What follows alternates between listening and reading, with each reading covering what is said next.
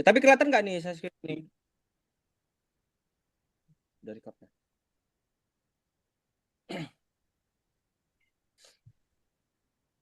Ya, Baik, Assalamualaikum warahmatullahi wabarakatuh. Selamat pagi. Kami dari kelompok 22 yang beranggotakan saya sendiri, Dito Gilang Permadi, dengan NPM 247820773 dari kelas 4C dan rekan saya. saya Samsul Hadi dari 4A dengan NPM 2478 satu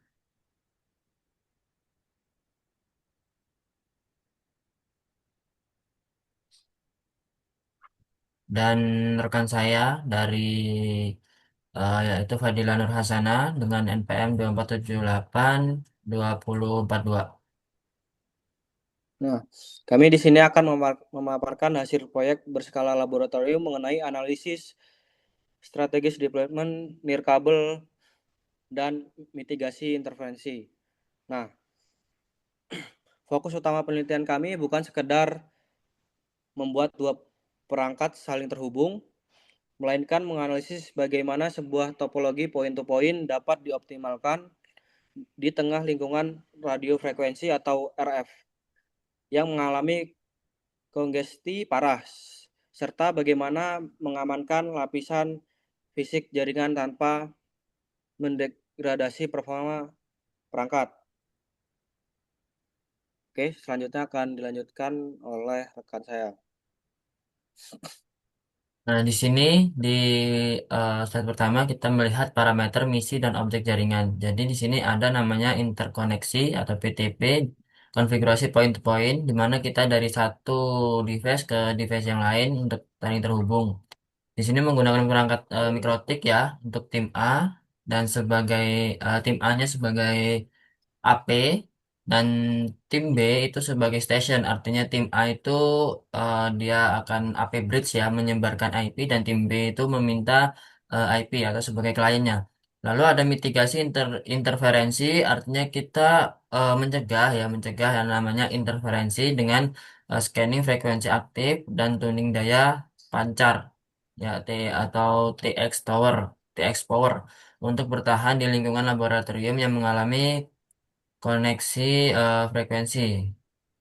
Lalu ada akses control list atau ACL, yaitu sebuah pengamanan jaringan berbasis MAC address pada lapisan fisik atau lapisan yang ada di perangkat fisik, yaitu MAC address yang berada di layer 2 tanpa membebani enkripsi standar. Jadi ini sebuah protokol ataupun keamanan security ya. Dia tidak menggunakan enkripsi ataupun password segala macam, tapi menggunakan access list berupa MAC address.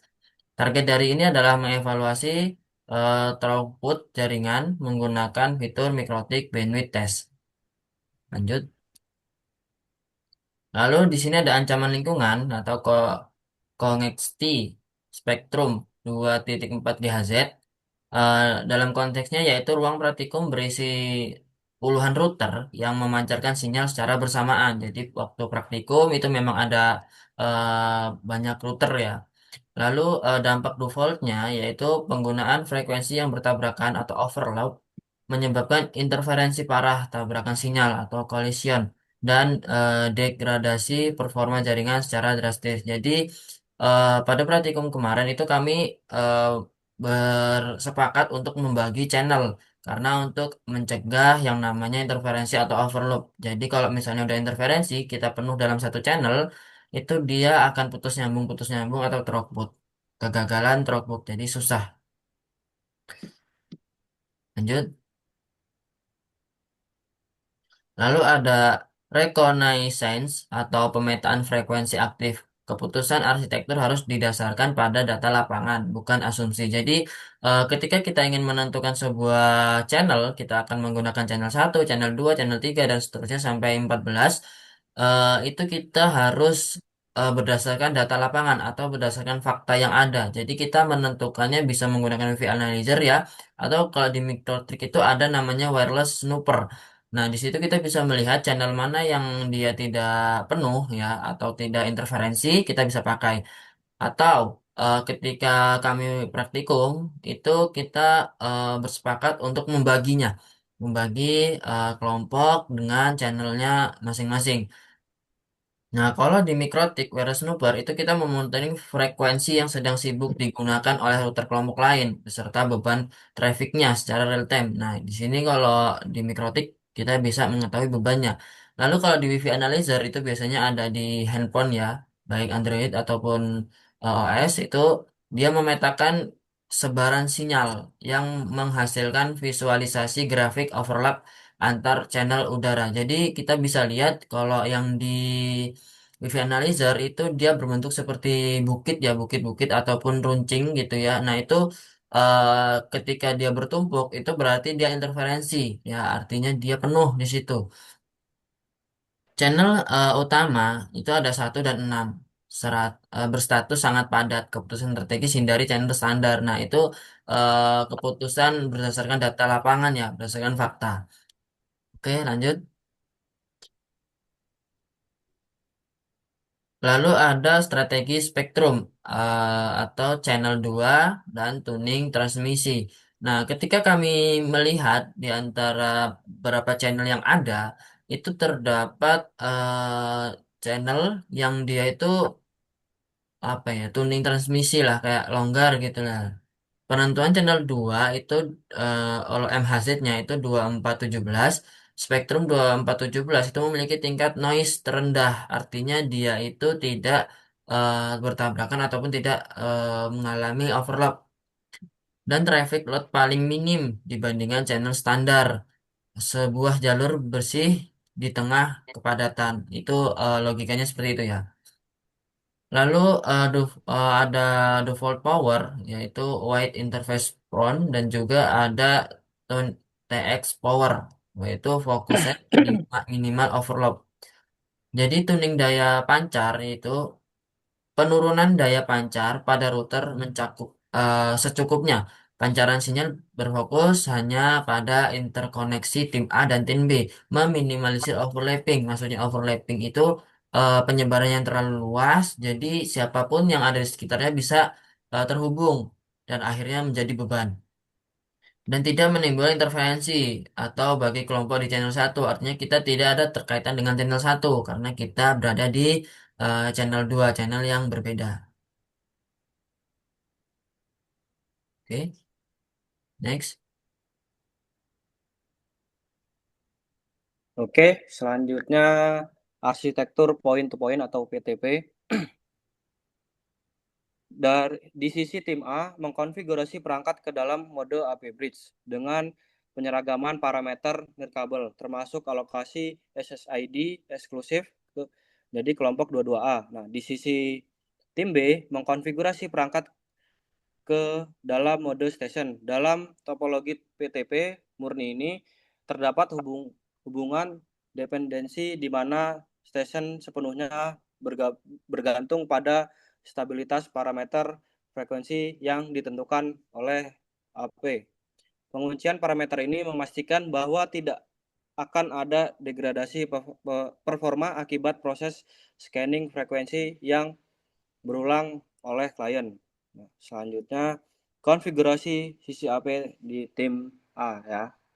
Nah, secara implementatif eksekusi di sisi access point dilakukan melalui antarmuka Winbox pada menu wireless interface. Kami mengaktifkan WLAN 1 mengubah mode operasional menjadi AP Bridge dan menetapkan bandnya pada 2 GHz B/G/N untuk kontabilitas dan stabilitas maksimum. Parameter paling vital di sini adalah pengisian kolom frekuensi secara manual ke angka 24117 MHz. Pengaturan manual ini mematikan fungsi auto frekuensi selection pada Mikrotik sehingga menjamin router kami tetap konsisten berada di jalur bersih yang telah direncanakan terbebas dari fluktuasi pergeseran channel otomatis. Di slide selanjutnya, filosofi keamanan atau pemfilteran lapisan fisik atau layer 2. Mari kita tinjau aspek keamanan dari sudut pandang efisiensi resource.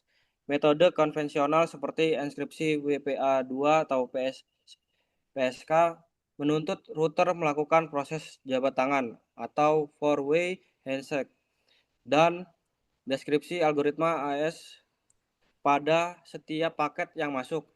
Di lingkungan laboratorium yang bising, jika ada puluhan perangkat asing mencoba melakukan brute force atau sekedar association request, CPU router akan mengalami spike atau lonjakan beban kerja. Filosofi alternatif yang kami gunakan adalah Access Control List atau ACL pada layer 2.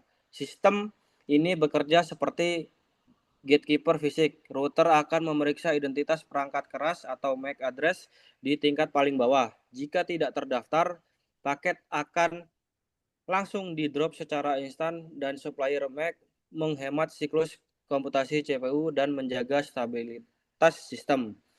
Di slide selanjutnya, implementasi gatekeeper konfigurasi ACL. Nah, metode keamanan ACL ini dieksekusi melalui dua tahap kritis. Pertama, kami mendaftarkan secara statis MAC address dari interface VLAN 1 memiliki router tim B, milik router tim B ke dalam table access list di menu wireless AP kedua dan ini adalah kuncinya. Kami menonaktifkan opsi default authenticate pada konfigurasi utama VLAN 1 AP secara default. Mikrotik akan mengizinkan semua perangkat melalui autentikasi awal dengan menonaktifkan fitur ini. Ketika secara resmi mengubah kebijakan jaringan menjadi implement deny, di mana seluruh perangkat di ruangan tersebut ditolak secara mutlak kecuali satu perangkat stasiun tim B yang telah divalidasi dalam daftar putih atau whitelist. Slide selanjutnya, konfigurasi sisi stasiun tim B dan asosiasi. Nah, beralih ke sisi penerima tim B, mengkonfigurasi perangkat dengan mode station.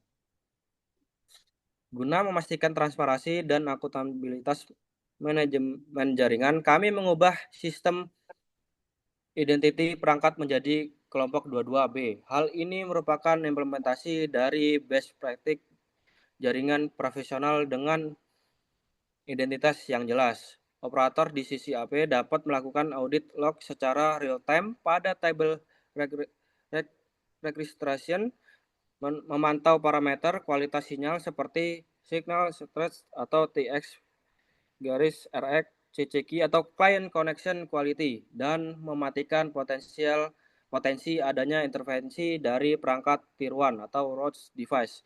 Oke, selanjutnya akan dilanjutkan oleh rekan saya.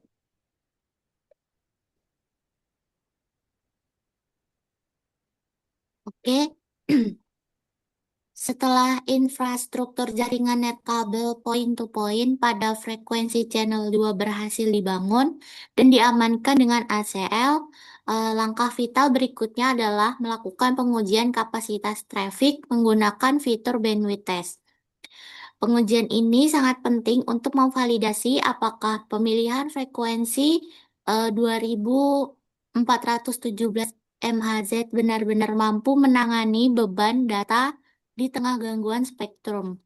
Secara teknis, prosedur ini membutuhkan kerja sama dua perangkat, yaitu salah satu router harus dikonfigurasi sebagai bandwidth test server melalui menu tools dengan memastikan opsi enabled sudah ditentang. Sementara itu, pada router pasangannya, kita menjalankan aplikasi bandwidth test dengan memasukkan IP address target, menentukan protokol komunikasi baik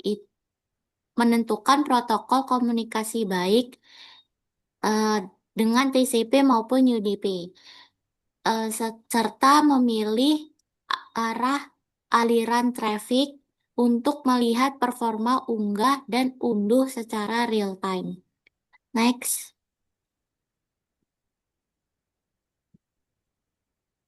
Nah, di slide ini kita membedah hasil pengujian yang didapatkan dari sudut pandang router yang bertindak sebagai server.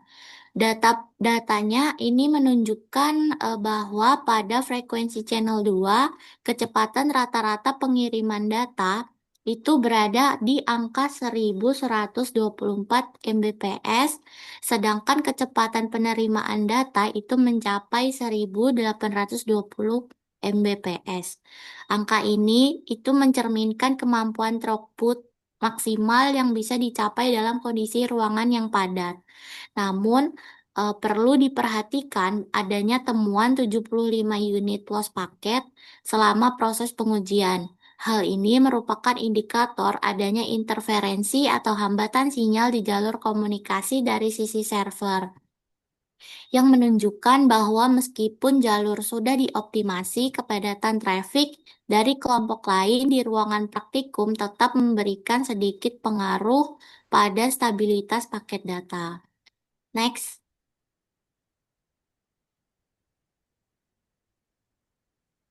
Nah, berbeda dengan hasil di sisi server, pengujian pada sisi station atau client ini menunjukkan karakteristik performa yang lebih stabil dan efisien. Data teknis mencatat bahwa kecepatan rata-rata pengiriman itu mampu menyentuh angka 2,4 Mbps, yang secara signifikan lebih tinggi dibandingkan hasil di sisi seberang atau di sisi servernya. Hal yang paling impresif dari hasil pengujian sisi station ini itu tercatat 0 loss paket, yang berarti seluruh data yang dikirimkan berhasil disampaikan ke tujuan tanpa ada yang hilang di tengah jalan. Konsistensi data ini membuktikan bahwa link komunikasi dari arah station memiliki kualitas sinyal yang sangat baik, yang memungkinkan besar dipengaruhi oleh posisi antena atau keberhasilan teknik tunning daya pancar yang telah dilakukan sebelumnya. Next.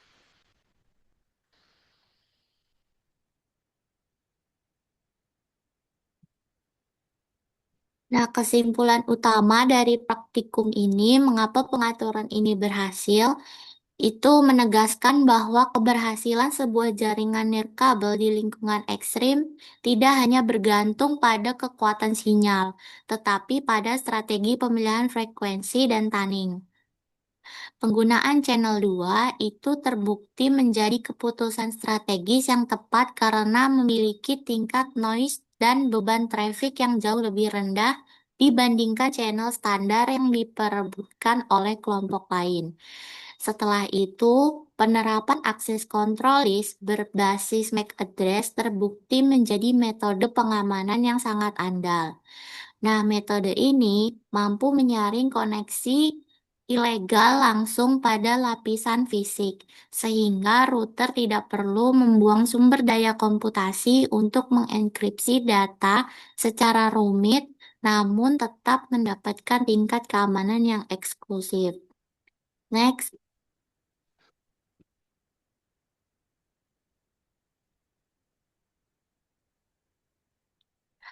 Nah, sebagai bagian dari etika laboratorium dan manajemen perangkat, slide terakhir ini menjelaskan prosedur pengembalian router ke kondisi awal. Nah, proses reset configuration dilakukan melalui menu sistem dengan memberikan perhatian khusus pada opsi no default configuration yang harus dicentang. Langkah ini sangat krusial untuk memastikan bahwa seluruh konfigurasi khusus seperti pengaturan ACL, IP address, SSID kelompok, dan parameter tunning daya benar-benar dihapus secara permanen dari memori router. Dengan melakukan prosedur ini, perangkat akan kembali ke keadaan bersih, tanpa password, dan tanpa konfigurasi bawaan, sehingga siap digunakan kembali untuk skenario praktikum atau pengujian berbeda di praktikum selanjutnya. Saya kembalikan lagi ke moderator. Oke, sebagai penutup, esensi dari proyek ini memberikan paradigma baru bagi kami bahwa keandalan jaringan nirkabel di area padat tidak ditentukan oleh seberapa besar daya pancar yang kita benturkan ke udara, melainkan seberapa cerdas kita melakukan rekayasa spektrum dan efisiensi filtrasi pada lapisan fisik. Nah, demikian pemaparan dan teknisi hasil proyek dari kelompok 22 kami mengenai strategi nirkabel dan mitigasi intervensi Kami mengucapkan terima kasih. Kami akhiri. Wassalamualaikum warahmatullahi wabarakatuh. Baik.